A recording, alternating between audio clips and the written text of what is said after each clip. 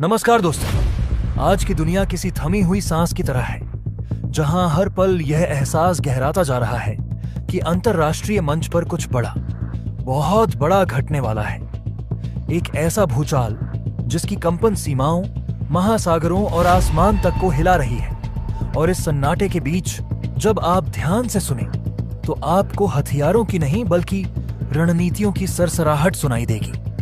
क्योंकि अब युद्ध सिर्फ मैदानों में नहीं लड़े जाते, वे टेक्नोलॉजी, इंटेलिजेंस और भविष्य की तैयारी में लड़े जा रहे हैं। इसी माहौल में सबसे पहले नजर जाती है भारत पर, जो चुपचाप लेकिन बेहद आक्रामक गति से छठी पीढ़ी के लड़ाकू विमानों पर काम कर रहा है। ऐसे विमान जो सिर्फ रडार से अदृश्य नहीं होंगे, बल्कि artificial intelligence, drone swarm control और नेटवर्क सेंट्रिक वॉरफेयर का चेहरा बदल देंगे। और इसी कड़ी में भारत का फ्रांस के साथ छठी पीढ़ी के बॉम्बर को लेकर संभावित समझौता मानो उस चिंगारी की तरह है जिसने वैश्विक ताकतों को बेचैन कर दिया है। क्योंकि जैसे ही यह खबर बाहर आई, वॉशिंगटन से लेकर बीजिंग तक रणनीतिक कमरों में लाल बत्तियां जल उठीं।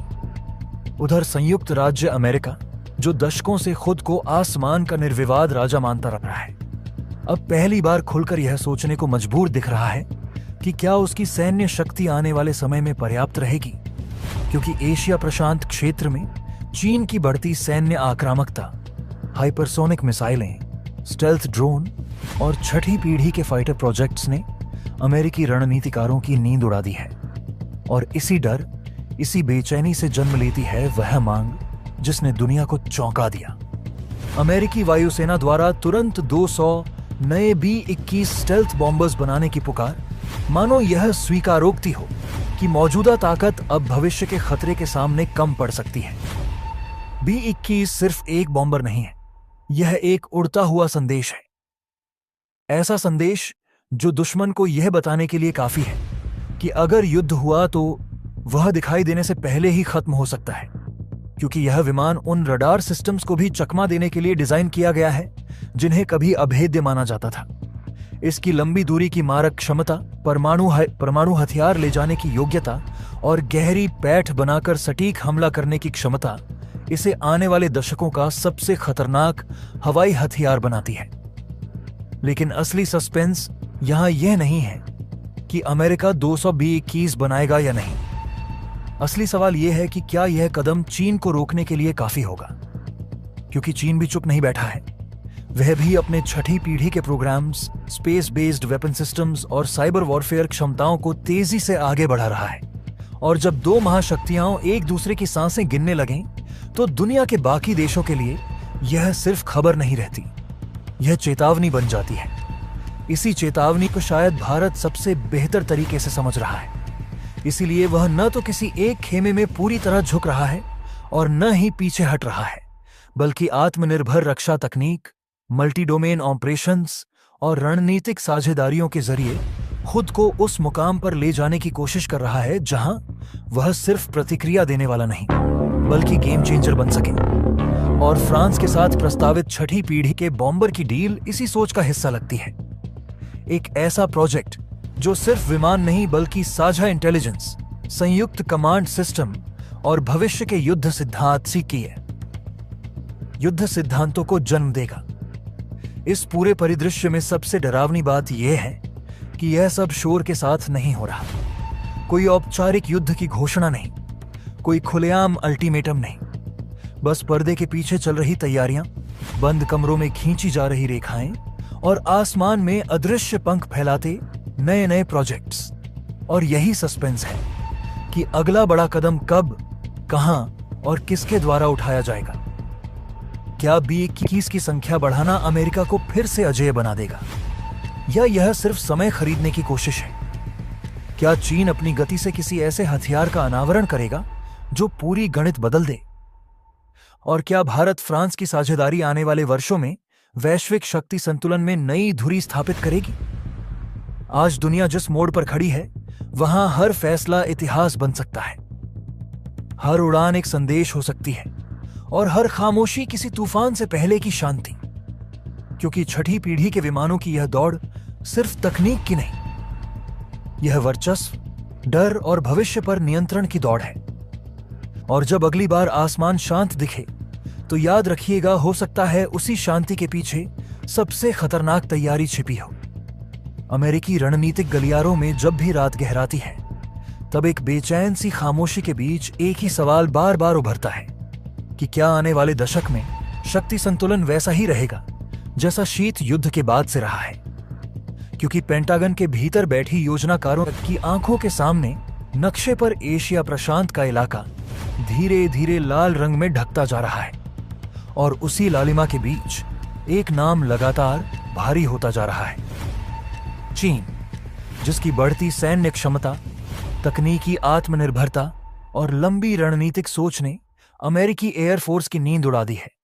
क्योंकि आज सवाल सिर्फ यह नहीं है कि अमेरिका के पास कितने फाइटर जेट हैं, बल्कि यह है कि अगर कल ताइवान जलडमरू मध्य में चिंगारी भड़की और वह आग में बदल गई, तो क्या अमेरिका के पास इतनी गहरी मार करने वाली बॉम्बर फोर्स होगी जो दुश्मन को उसके अपने इलाके में रोक सके? और यही वह बिंदु है जहां नए B-21 बॉम्बर की जरूरत सिर्फ एक संख्या नहीं बल्कि एक चेतावनी बन जाती है। क्योंकि शीत युद्ध के बाद अमेरिका ने यह मान लिया था कि बड़े पैमाने पर रणनीतिक बॉम्बर्स का दौर बीत चुका है, लेकिन अब वही इतिहास लौटता हुआ दिख रहा है। फर्क सिर्फ इतना है कि इस बार सामने सोवियत संघ नहीं, बल्कि एक तकनीकी रूप से तेज, आर्थिक रूप से मजबूत और सैन्य रूप से महत्वाकांक्षी चीन खड़ा है। और इस पूरे परिदृश्य में Mitchell institute for aerospace studies की रिपोर्ट किसी थ्रिलर उपन्यास के पहले अध्याय की तरह पढ़ी जाती है, जिसमें साफ कहा गया है कि अगर अमेरिका को भविष्य के किसी बड़े संघर्ष में जीत हासिल करनी है तो मौजूदा बॉम्बर फ्लीट नाकाफी है। क्योंकि पुराने प्लेटफॉर्म न तो आधुनिक एयर डिफेंस को भेद सकते हैं और न ही लंबे समय तक उच्च तीव्रता वाले संघर्ष को संभाल सकते हैं। और जैसे जैसे रिपोर्ट के पन्ने पलटते हैं, यह एहसास गहराता जाता है कि 200 नए बॉम्बर सिर्फ एक आंकड़ा नहीं बल्कि न्यूनतम आवश्यकता है। एक ऐसा नंबर जो अगर पूरा नहीं हुआ तो किसी भी संकट की घड़ी में अमेरिका को रणनीतिक अंधेरे में धकेल सकता है, खासकर तब जब ताइवान का मुद्दा किसी भी वक्त विस्फोटक मोड़ ले सकता है। क्योंकि बीजिंग के लिए यह सिर्फ एक द्वीप नहीं बल्कि राष्ट्रीय प्रतिष्ठा का सवाल है, और वॉशिंगटन के लिए यह विश्वसनीयता की अग्नि परीक्षा। और इस टकराव के बीच हवा में उड़ते बॉम्बर सिर्फ हथियार नहीं बल्कि राजनीतिक संदेश भी होते हैं, जो यह बताते हैं कि कौन कितना दूर तक जाने को तैयार है। और इसी कहानी में एक और परत तब जुड़ती है जब एशिया में एक और खिलाड़ी चुपचाप अपनी चालें चल रहा है, भारत, जो भले ही सीधे इस बॉम्बर रेस का हिस्सा ना हो, लेकिन अपनी बढ़ती वायु शक्ति, रणनीतिक साझेदारियों और इंडो पैसिफिक में सक्रिय भूमिका के जरिए यह संकेत दे रहा है कि भविष्य की किसी भी बड़ी भू राजनीतिक पटकथा में वह सिर्फ दर्शक बनकर नहीं रहेगा।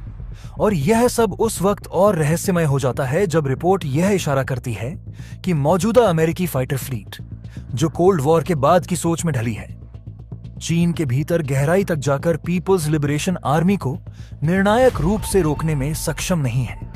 क्योंकि आधुनिक युद्ध सिर्फ सीमाओं पर नहीं लड़ा जाता, वह साइबर, अंतरिक्ष और हवा के उन स्तरों पर खेला जाता है जहां टिके रहना ही जीत की पहली शर्त होती है।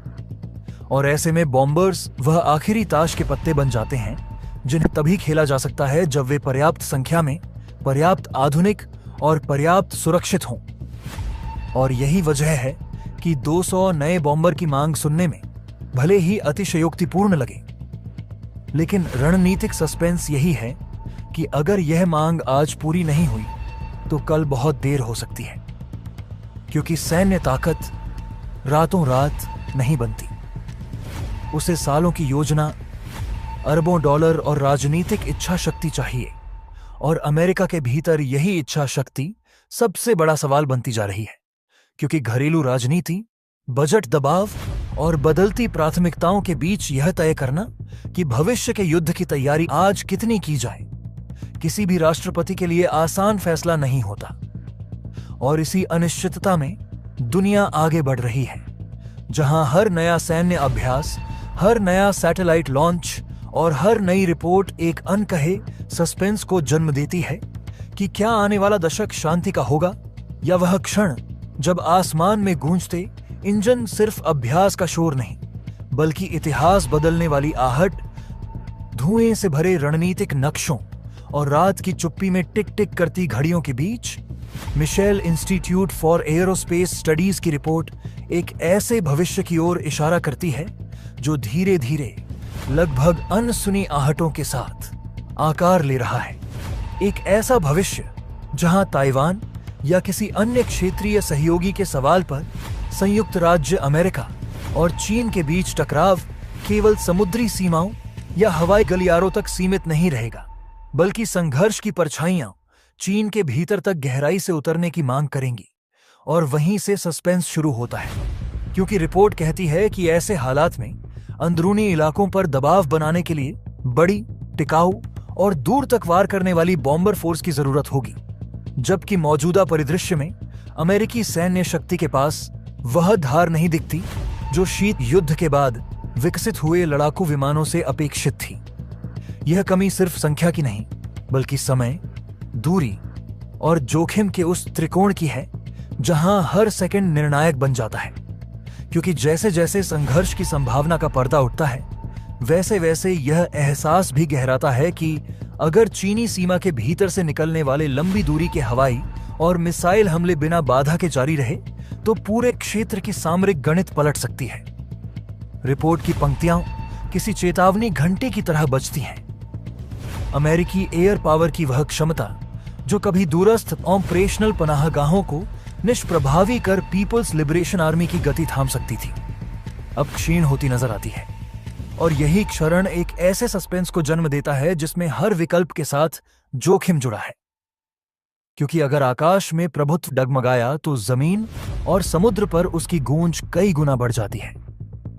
कल्पना कीजिए, रात के अंधेरे में उड़ान भरते बॉम्बर, लंबी दूरी तय करने की मजबूरी, ईंधन, सुरक्षा और इलेक्ट्रॉनिक युद्ध की जटिल परतें, और दूसरी ओर चीन के भीतर गहराई में बसे ठिकाने जो अपने आप में एक भूल भुलैया है, जहां हर प्रवेश द्वार के पीछे जवाबी वार की संभावना छिपी है। रिपोर्ट के अनुसार यही वह बिंदु है जहां अमेरिकी रणनीति की परीक्षा होती है, क्योंकि मौजूदा ढांचा न तो पर्याप्त मात्रा में ऐसे प्लेटफॉर्म उपलब्ध कराता है जो लगातार दबाव बनाए रख सकें, और न ही वह भरोसा देता है कि प्रारंभिक झटकों के बाद भी निरंतरता बनी रहेगी। सस्पेंस इसलिए भी घना है कि यह कमी केवल तकनीकी नहीं बल्कि मनोवैज्ञानिक भी है। यदि विरोधी को यह संकेत मिल जाए कि भीतर तक पहुंचने की क्षमता सीमित है तो निरोध, डिटरेंस की धार कुंद हो जाती है, और यही वह क्षण होता है जब आक्रामक योजनाएं अधिक साहसी बनती हैं। रिपोर्ट यह भी इशारा करती है कि समय के साथ चीन ने अपने ऑपरेशनल पनाहगाहों को इस तरह फैलाया और मजबूत किया है कि उन्हें निष्क्रिय करने के लिए केवल तेज और आधुनिक लड़ाकू विमानों से काम नहीं चलेगा, बल्कि भारी, दीर्घ पल्लवी बॉम्बर्स की आवश्यकता होगी जो जोखिम उठाकर गहराई में जा सकें और लौट भी सकें। पर यहां सस्पेंस का दूसरा अध्याय खुलता है। क्या अमेरिकी वायु शक्ति के पास वह संख्या, वह तैयारी और वह लॉजिस्टिक सहारा है जो एक लंबे संघर्ष में आवश्यक होगा, या फिर शुरुआती चरण के बाद दबाव ढीला पड़ जाएगा? रिपोर्ट की भाषा में छिपी बेचैनी यह बताती है कि यदि पीएलए को भीतर से रोकने की क्षमता कमजोर पड़ी तो वह बाहरी मोर्चों पर अपने हवाई और मिसाइल अभियानों को अधिक निर्भीकता से आगे बढ़ा सकता है, जिससे संघर्ष का दायरा और तीव्रता दोनों बढ़ेंगे। इस पूरे परिदृश्य में सस्पेंस इसीलिए भी बना रहता है कि युद्ध केवल हथियारों से नहीं बल्कि धारणाओं से भी लड़ा जाता है। यदि किसी एक पक्ष को लगे कि दूसरा भीतर तक वार करने में हिचक रहा है तो संतुलन का वह महीन धागा टूट सकता है जो अब तक टकराव को रोकता आया है। रिपोर्ट की पंक्तियों में यह आशंका साफ झलकती है कि अमेरिकी एयरफोर्स की घटती क्षमता केवल आज की समस्या नहीं बल्कि कल के निर्णयों पर असर डालने वाली छाया है, क्योंकि हर नई योजना पुराने सीमाओं से बंधी होती है। और जैसे जैसे आप इस विश्लेषण में आगे बढ़ते हैं सस्पेंस गहराता जाता है। क्या भविष्य की बॉम्बर फोर्स समय पर तैयार होगी? क्या रणनीतिक प्राथमिकताएं बदली जाएंगी? या फिर यह कमी किसी निर्णायक क्षण पर सामने आएगी। पाठक को यह एहसास होता है कि यहां कोई तात्कालिक निष्कर्ष नहीं, बल्कि एक लंबा अनिश्चित इंतजार है, जिसमें हर सैन्य अभ्यास, हर बजट निर्णय और हर कूटनीतिक बयान उस संभावित टकराव की कहानी का एक एक शब्द जोड़ता है। और अंततः जब रिपोर्ट यह कहती है कि इस कमी के कारण चीन के हमले को रोकने और युद्ध जीतने की अमेरिकी क्षमता कम हो रही है, तो यह वाक्य किसी क्लिफहैंगर की तरह हवा में लटक जाता है, क्योंकि जीत और हार के बीच की रेखा अब उतनी साफ नहीं रही। और सस्पेंस इसी में है कि अगला अध्याय कब, कहां और किस शर्तों पर खुलेगा। अंधेरी रात में जब प्रशांत महासागर की लहरें बिना आवाज़ के किसी अनकहे राजस की तरह टकरा रही थीं, तब वॉशिंगटन के बंद कमरों में एक बेचैन खामोशी फैल रही थी, क्योंकि दशकों से चली आ रही कटौतियों ने अमेरिकी सैन्य ताकत को भीतर से खोखला कर दिया था।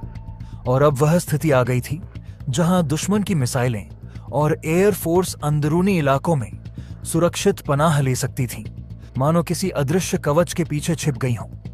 और हर गुजरते पल के साथ यह एहसास गहराता जा रहा था कि लंबी दूरी के स्टेल्थ बॉम्बर्स की घटती संख्या सिर्फ एक आंकड़ा नहीं, बल्कि भविष्य के युद्ध का निर्णायक मोड़ बन सकती है। क्योंकि जब दुश्मन की मारक क्षमता गहराई में सुरक्षित हो जाती है, तो सामने खड़ा सवाल यह नहीं रहता कि हमला कैसे किया जाए, बल्कि यह बन जाता है कि क्या हमला संभव भी है। और इसी अनिश्चितता के साये में एक रिपोर्ट धीरे धीरे सामने आती है, जिसकी हर पंक्ति किसी थ्रिलर उपन्यास की तरह दिल की धड़कन बढ़ाती जाती है, यह बताते हुए कि मौजूदा हालात में अमेरिकी एयरफोर्स चीनी मिसाइल नेटवर्क और एयर बेसों को अंदरूनी इलाकों में शरण लेने से रोकने में नाकाम हो रही है, क्योंकि वर्षों तक बजट में की गई कटौती ने न केवल विमानों की संख्या घटाई, बल्कि रणनीतिक आत्मविश्वास को भी कमजोर कर दिया। और अब जबकि समय तेजी से फिसल रहा है, रिपोर्ट का निष्कर्ष किसी चेतावनी की तरह सामने आता है कि अगर चीन को रोका जाना है, तो एयरफोर्स को अपने भविष्य को फिर से गढ़ना होगा, और वह भी जल्दी, बहुत जल्दी। क्योंकि स्टेल्थ बॉम्बर बेड़े की कमी का मतलब है कि दुश्मन के दिल तक पहुंचने की क्षमता सीमित हो चुकी है, और इसी सीमा को तोड़ने के लिए 200 नए B-21 बॉम्बर्स के निर्माण की बात उठती है। एक ऐसा आंकड़ा जो कागज पर तो साधारण लगता है, लेकिन रणनीतिक नक्शे पर भूचाल पैदा कर सकता है, क्योंकि हर B-21 सिर्फ एक विमान नहीं, बल्कि एक संदेश है, एक छाया है जो रडार से बचते हुए गहराई तक जा सकती है, और यह एहसास दिला सकती है कि कोई भी ठिकाना पूरी तरह सुरक्षित नहीं है। और जब इस कल्पना को दिमाग में उतारा जाता है, तो सस्पेंस और गहरा हो जाता है, क्योंकि सवाल यह नहीं कि क्या ये बॉम्बर बनाए जा सकते हैं, बल्कि यह है कि क्या इन्हें समय रहते तैयार किया जा सकता है, इससे पहले कि संतुलन पूरी तरह बदल जाए। और इसी के साथ कहानी में एक और किरदार प्रवेश करता है, छठी पीढ़ी का F-47, जिसके बारे में रिपोर्ट कहती है कि अकेले बॉम्बर काफी नहीं होंगे, क्योंकि आधुनिक युद्ध सिर्फ भारी मारक क्षमता का नहीं, बल्कि नेटवर्क, गति और तालमेल का खेल है। और इसी खेल में 300 नए F-47 जेट्स की जरूरत बताई जाती है। ऐसे जेट्स जो सिर्फ आसमान में उड़ते हथियार नहीं, बल्कि उड़ते हुए कमांड सेंटर हों, जो B-21 के साथ मिलकर किसी अदृश्य जाल की तरह काम कर सकें। और जैसे जैसे यह संयुक्त शक्ति कल्पना में आकार लेती है, वैसे वैसे यह स्पष्ट होता जाता है कि यह सिर्फ हमला करने की योजना नहीं, बल्कि दुश्मन की सोच को तोड़ने की रणनीति है। क्योंकि जब मिसाइल क्षमताएं खत्म होती हैं, तो सिर्फ हथियार नष्ट नहीं होते, बल्कि भरोसा भी चकनाचूर होता है। और यही वह मनोवैज्ञानिक बढ़त है जिसकी ओर रिपोर्ट इशारा करती है। लेकिन इस बढ़त तक पहुंचने का रास्ता सीधा नहीं है, क्योंकि उत्पादन बढ़ाने का मतलब है औद्योगिक क्षमता, राजनीतिक इच्छा शक्ति और समय, तीनों का एक साथ मिलना। और हर मोड़ पर एक नया सवाल खड़ा होता है कि क्या कांग्रेस सहमत होगी, क्या बजट पास होगा, क्या तकनीक तय समय पर तैयार होगी, और क्या यह सब उस रफ्तार से हो पाएगा जिसकी मांग हालात कर रहे हैं। और इन सवालों के बीच सस्पेंस इसलिए और बढ़ जाता है क्योंकि दूसरी तरफ चीन चुपचाप नहीं बैठा है। वह भी अपने नेटवर्क को मजबूत कर रहा है, अपनी मिसाइलों को गहराई में फैला रहा है और अपनी एयरफोर्स को इस तरह ढाल रहा है कि हर संभावित हमले का जवाब दिया जा सके। और यही द्वंद्व इस पूरे परिदृश्य को किसी धीमी लेकिन तीव्र गति से बढ़ते थ्रिलर में बदल देता है, जहां हर फैसला भविष्य की दिशा तय करता है। और रिपोर्ट की पंक्तियां बार बार इस बात की ओर लौटती हैं कि अगर अभी निर्णायक कदम नहीं उठाए गए तो आने वाले वर्षों में विकल्प सीमित होते चले जाएंगे, और तब शायद 200 B-21 और 300 F-47 भी देर से आए समाधान साबित हो। इसलिए यह सिर्फ संख्या की कहानी नहीं, बल्कि समय के खिलाफ दौड़ की कहानी है। एक ऐसी दौड़ जिसमें हर सेकंड मायने रखता है, क्योंकि आधुनिक युद्ध में जीत अक्सर पहली गोली से पहले तय हो जाते हैं। और यही एहसास इस पूरे विमर्श को एक सस्पेंस से भरे पैराग्राफ में बदल देता है, जहां अंत साफ नहीं है। बस इतना तय है कि आने वाला अध्याय निर्णायक होगा, और जो भी अभी लिखा जा रहा है वही भविष्य के इतिहास की भूमिका। दोस्तों, आपकी क्या राय है कमेंट बॉक्स में जरूर से बताएं, और साथ ही चैनल को सब्सक्राइब करना ना भूलें। आपके एक सब्सक्राइब से हमारी काफी बड़ी मदद होती है। जय हिंद।